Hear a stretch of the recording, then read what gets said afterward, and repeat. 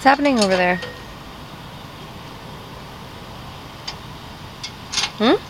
So we've got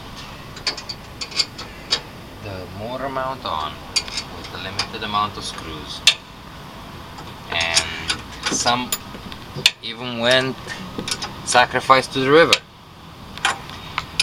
But what went in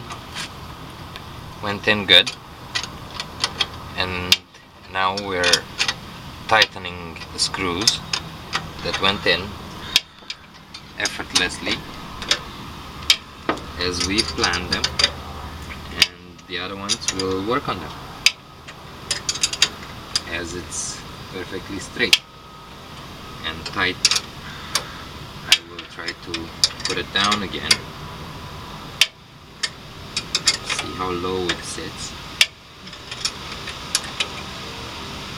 take my measurements and see if I have to do any changes before I put the motor on.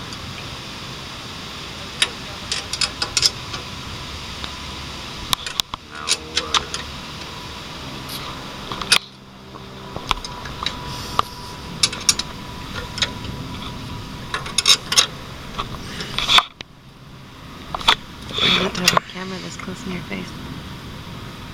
You know, I don't think I paid for this service.